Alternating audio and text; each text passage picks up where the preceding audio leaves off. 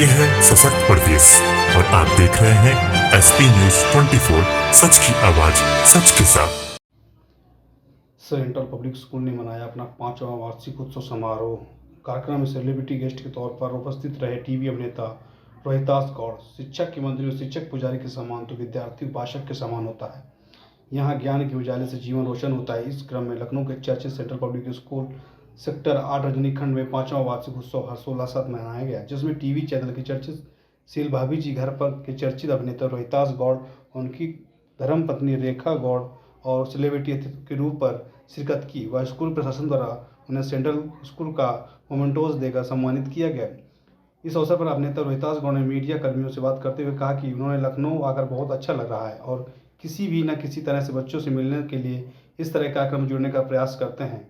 साथ ही उन्होंने यह भी कहा कि पढ़ाई बच्चों के लिए बेहद जरूरी है, लेकिन अभिनय, नृत्य, संगीत किसी भी प्रकार की कला हो, उसे बच्चों को प्रोत्साहित करने में अभिभावक को बहुत बड़ा योगदान होता है।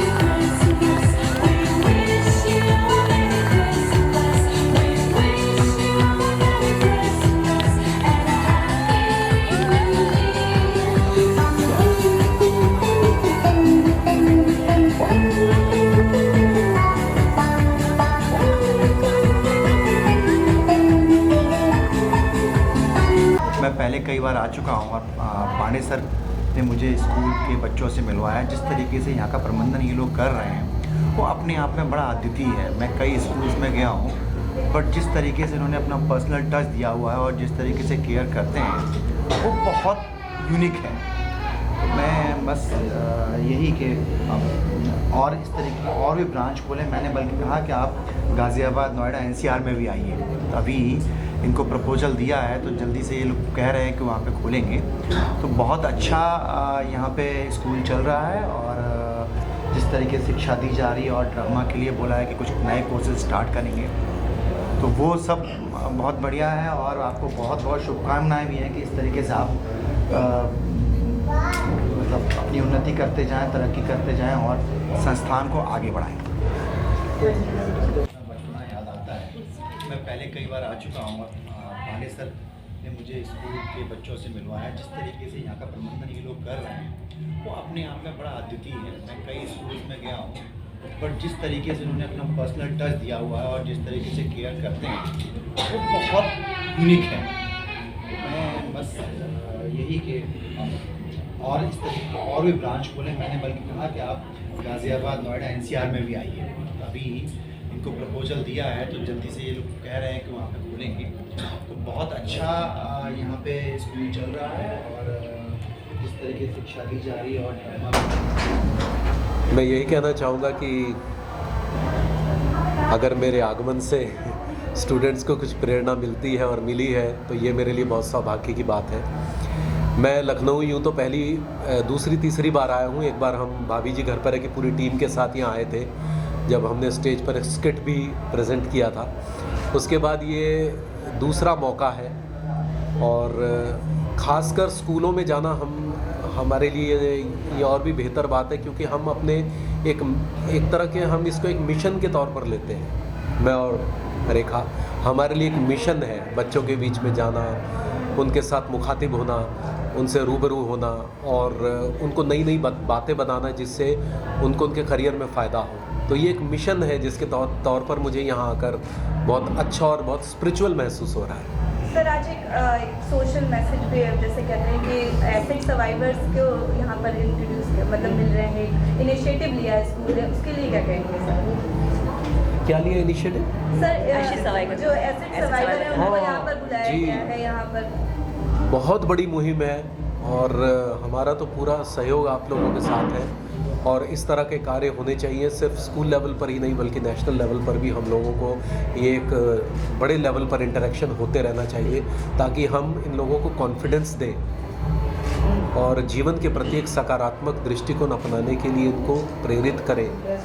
ये हमारा फ़र्ज़ बनता है। तो ये एक बहुत ही ज़बरदस्त और बहुत प्यारा इनिशिएटिव है, जिसके लिए मैं बहुत अप्रिशिएट करता हूँ सेंट्रल पब्लिक स्कूल को। सर जैसे ये होता है ना, स्टूडेंट्स होते हैं, यंग जो बॉयज़ एंड गर्ल्स होते हैं, वो रियल लाइफ कैरेक्टर से बहुत ज़्यादा अट्रैक्ट होते हैं, उसको रोल मॉडल के तौर पे देखने लगते हैं अपना।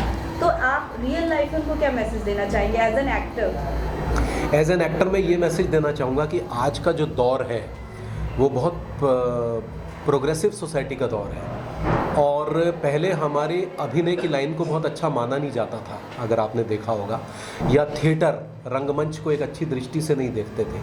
लेकिन जैसे जैसे हमारा टेलीविज़न आया, ये और माध्यम खुले, वैसे वैसे जो है लोग जागरूक हुए कि अभिनय को एक प्रोफेशन के तौर पर भी देखा जा सकता है, और अगर आप में रियल टैलेंट है तो आप अच्छे IAS ऑफिसर से भी ज़्यादा पैसा कमा सकते हैं। तो अब जो है अभिनय में भी एक करियर दिखने लगा है। आपने देखा OTT डिजिटल माध्यम एक बहुत बड़ा माध्यम आपके सामने आ गया है। यही नहीं, सिर्फ अभिनय नहीं, सिनेमेटोग्राफी है, मेकअप है, डिज़ाइनिंग है, सेट डिज़ाइनिंग है, लाइटिंग है, कैमरामैन का पूरा काम है। ये पूरी टीम जो है वो इसमें करियर खोज सकती है। इस वजह से ये OTT के ज़माने में भी देखा जा रहा है। सर स्कूल के लिए क्या कहना चाहेंगे? भारतीय संस्कृति को ध्यान में रखते हुए आज संस्कृति और भारतीय पर्व को भी दिखाने का प्रयास किया जाएगा, मैं क्या कहना चाहेंगे सर? मेरी बहुत सारी शुभकामनाएं, और मैं देखना चाहूँगा कि क्या स्कूल ने ईजाद की है चीज़ें नई आज के दौर के मुताबिक। तो बच्चे शिमला में आए हमारे, बोलो। और हम लोगों की एक एसोसिएशन है जो मेरे पापा ने 1955 में शिमला में शुरू की थी, सर को बताना चाहूँगा। उसका नाम है ऑल इंडिया आर्टिस्ट एसोसिएशन, जिसके तहत हम drama, dance competitions, festival all over India करते हैं। अगर यहाँ के बच्चे भी वहाँ आएंगे तो उनको बहुत प्रोत्साहन मिलेगा नेशनल लेवल पर, क्योंकि इसमें बहुत तादाद में लोग आते हैं पूरे हिंदुस्तान से। सर आज आपके स्कूल का 5th एनिवर्सरी है, तो सर जैसे सर आप पर आए हैं और लास्ट ईयर तो क्या आपके स्कूल में कुछ एक्टिंग या सिंगिंग से रिलेटेड कुछ और एक्स्ट्रा कोर्स या एक्स्ट्रा करिकुलम एक्टिविटीज़ इंट्रोड्यूस होगी? हम लोग प्लानिंग कर रहे हैं कि एक एज ए सब्जेक्ट अपने पाठ्यक्रम में उसको रखें, रख करके बच्चों को डांस एंड ड्रामा को सिखाया जाए, और एक सब्जेक्ट के रूप में, और उसके 100 मार्क्स हों स्कूलिंग, और उसमें से बच्चे आगे बढ़ कर के निकलें। कोई टैलेंट लखनऊ से बढ़ कर के बॉम्बे तक जाए, दूसरी जगह पर जाए, साउथ में जाए, तो थोड़ा अच्छा होगा। अभी तो लखनऊ केवल एक कला महाविद्यालय है, दूसरा कोई है नहीं, और हाथकंडे है। हम लोग चाहेंगे कि हमारे यहाँ छोटे बच्चों से और 10+2 के बच्चे भी इसमें बालकों आ गए हैं, तो अच्छा लगता है यहाँ के। जब हम पिछली बार भी आए थे तो घूमने का मौका मिला था, इस बार बिल्कुल मौका नहीं मिल रहा है। लेकिन सर आज ही एक विषय पर आपकी वार्ता की, आपने अपने कुछ संघर्ष के बारे में, मैं चाहूँगी कि 2 लाइन BBAU में जो किया, अपने संघर्ष। एक्चुअली हम BBAU में गए थे अम्बेडकर यूनिवर्सिटी में, क्योंकि वहाँ पे मैं जाती रहती हूँ, मेरा साइंटिफिक वर्कशॉप होता है वहाँ पे, तो मैंने काफ़ी ऑर्गेनाइज़ किए हैं लखनऊ में। तो लखनऊ में कई बार आई हूँ मैं। तो वहाँ के वाइस चांसलर जो संजय सिंह जी हैं, वो इनके फ़ैन निकले, उनकी फैमिली पूरी उनकी फ़ैन निकली। तो लास्ट टाइम जब मैं आई थी उनके पास, it was March before the lockdown. मार्च में हम यहाँ पे थे, फर्स्ट वीक में वर्कशॉप गए थे BBAU। तो जब मुझसे मुलाकात हुई तो मालूम पड़ा कि फ़ैन है, तो मैंने वीडियो कॉल करवाया। बाद बीच में यहाँ पे कोई पेशेंट आया था टाटा में, तो उसके लिए बात हुई। तो लेकिन उनका काफ़ी था कि कभी इनको लाना, तो मैंने ऐसे कहा था कि मैं इनको ले आऊँगी अगली बार। अच्छा। और ये आप लोगों ने एक मुझे मौका दिया कि मैं यहाँ पर तो आई, वहाँ भी ले गई। तो वहाँ पे फिर इनके संघर्ष का कि मतलब छोटे टाउन से लेके मुंबई कैसे पहुँचे, तो बच्चों को इन्होंने कहा। तो बच्चे तो वैसे ही पूरे भाभी जी घर पर ये हैं क्रेजी।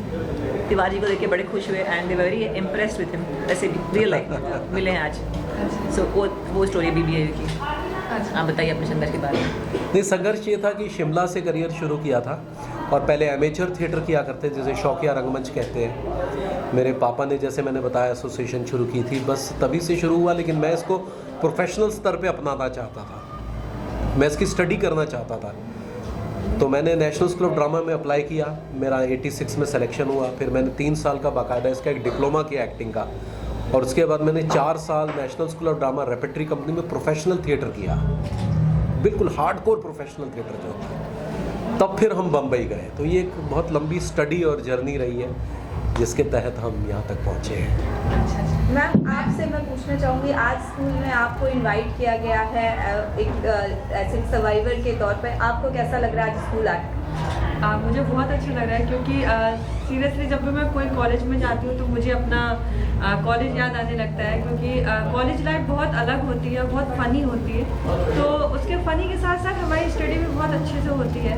तो मुझे अक्सर जब भी मैं कॉलेज में आती हूँ मुझे बहुत याद आती है अपने कॉलेज की। मुझे बहुत अच्छा लगता है, ऐसा लगता है कि काश फिर से वो दौर दोबारा मेरे साथ, क्योंकि मुझे पढ़ने का बहुत शौक था। और मैंने एसिड के बाद आप सब जानते हैं कि लाइफ बहुत ज़्यादा चेंज हो जाती है, पढ़ना लिखना सब छूट जाता है। मैंने 12वीं पास की थी और अभी सडनली मैंने BA पास किया है, तो मुझे बहुत अच्छा लगा। लेकिन हाँ, कॉन्फिडेंस लेवल तब कम हो जाता है कि जब हमारी आई साइड वीक हो जाए और हम सही से पढ़ नहीं पाए, अपनी स्टडी नहीं कर पाए। तो बहुत पीढ़ी को अभिनय की तरफ कराने के लिए आपकी क्या? देखिए, मैं अभिनय वैसे तो देखिए हर एक के बस की इच्छा नहीं है। कई लोग इसको बहुत हल्के में और आसान भी ले लेते हैं। ये एक पूरी स्टडी है, ये एक पूरा सब्जेक्ट है। Drama is a subject. जैसे महाराष्ट्र में, मैं सर को पूछना चाहूँगा कि महाराष्ट्र में ड्रामा स्कूलों में एज अ सब्जेक्ट है, एज अ सब्जेक्ट, क्योंकि इसमें भी जो है वो सब्जेक्ट है, जैसे modern Indian drama, classical Indian drama, world drama, scenic design, lighting, set design. ये पूरी एक स्टडी है जिसमें स्कूलों में इंट्रोड्यूस किया गया है। आपने किया है, अगर आप करेंगे तो ये एक अच्छी चीज़ रहेगी। एक करियर और भी दिखेगा, बच्चों को और ज़्यादा स्पष्ट होगा चीज़ें।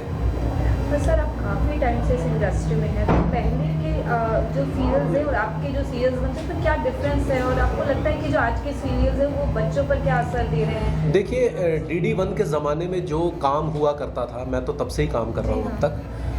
तब जो है वो जो प्रोड्यूसर्स थे वो टीवी में जो भी प्रोजेक्ट लाते थे उसको बिजनेस के तौर पर नहीं देखते थे, उसको एक क्रिएटिव सेटिस्फेक्शन के तौर पर भी देखते थे। पैसा तो हर कोई कमाना चाहेगा ही। तो उस समय कंटेंट पे बहुत ध्यान दिया जाता था, मतलब कथानक, जैसे भारत एक खोज है ना, चाणक्य, बुनियाद, प्रेमचंद की कहानियाँ और मनु भंडारी की कहानियाँ। मतलब उस समय, हाँ, उस समय कॉमेडी भी जो थी ना वो बहुत ही, जैसे मालगुडी डेज, ये वो, इस तरह के बड़ी सोशल मैसेज और कंटेंट ओरिएंटेड चीज़ें थी। अब थोड़ा सा जो है वो एक तरह से बिजनेस ओरिएंटेड ज़्यादा हो गई है चीज़ें। बिजनेस ओरिएंटेड इस तरह से कि हम ऑडियंस से TRP कैसे ग्रैब करें। जैसे अगर हम सास बहू का कंटेंट ला रहे हैं तो हम क्या ऐसा हुक पॉइंट डालें, या तो सास को बहू से थप्पड़ लगवा दें तो अगली बार भी लोग ज़रूर देखेंगे कि अरे बाप रे थप्पड़ मार दिया, अब आगे देखते हैं क्या होगा। समझ गए? तो इट्स ऑल बिजनेस नाउ। उस समय कंटेंट ओरिएंटेड सिनेमा था, अब थोड़ा सा बिजनेस ओरिएंटेड है। सर, OTT के दौर में भाभी जी घर सीरियल को काफ़ी पसंद किया जाता है, जबकि लोगों के पास कई प्लेटफॉर्म हैं देखने के लिए, फिर भी सीरियल को ज़्यादा लोकप्रियता मिली। क्या कहना चाहेंगे? देखिए, ऐसा है कि क्योंकि एक तो नंबर 1 ये कॉमेडी है, और दूसरा इसमें थोड़े से मतलब इसका जो कंटेंट है थोड़ा नॉटी कंटेंट है, अगर आपने देखा होगा। और आज के दौर पर लोग नॉटी चीज़ें देखना ज़्यादा पसंद कर रहे हैं। बेसिकली हमने इसे जब स्टार्ट किया था तो हमने इसे एक एडल्ट कॉमेडी के तौर पर शुरू किया था, लेकिन इससे बच्चे पता नहीं। ये है सशक्त प्रदेश और आप देख रहे हैं SP News 24, सच की आवाज़ सच के साथ।